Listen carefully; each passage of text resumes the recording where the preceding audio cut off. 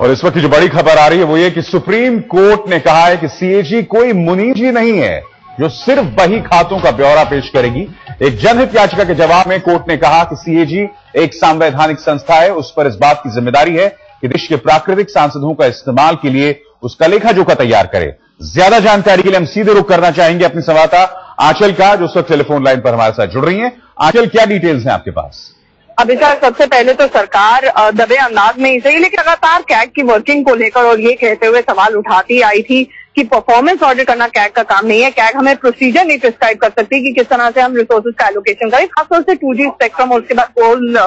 को लेकर जो आवंटन को लेकर जो कैग की रिपोर्ट आई थी, इसी को यही सब बातें कुल मिलाकर कहते हुए सुप्रीम कोर्ट ने एक जनहित याचिका दायर की जिसमें ये कहा गया कि कैग का काम परफॉर्मेंस ऑडिट करना नहीं है, ये नहीं बताना है कि कैसे एफिशिएंटली और अच्छे से काम हो सकता है, जिसको सुप्रीम कोर्ट ने मिसकंसीव्ड कहते हुए कि उसमें गलत धारणा है, ये कहते हुए इस जनहित याचिका को रद्द कर दिया। कोर्ट ने 2-2 कहा, देखिए कैग मुनीम जी नहीं है, वो कोई कंपनी के ऑडिटर्स की तरह नहीं है जिसको सिर्फ बैलेंस शीट प्रिपेयर करनी होती है। कैग एक संवैधानिक संस्था है और साथ ही साथ ये कैग का काम है कि वो इकोनॉमी का सर्वे करे, यानी अर्थव्यवस्था का सर्वे करे और किस तरह से जो नेचुरल रिसोर्सेज हैं या जो रिसोर्सेज हैं जिनका बेहतर तरीके से आवंटन हो सकता है और इकोनॉमी को फायदा पहुंचे, ये सब कैग का काम है और ये जनहित याचिका खारिज हो गई। अभिषेक, शुक्रिया आंचल आनंद। तो कहा जा सकता है कि सरकार जिस तरह से सीएजी के रुख की आलोचना कर रहा था, सरकार के पक्ष को ये एक झटका जरूर है।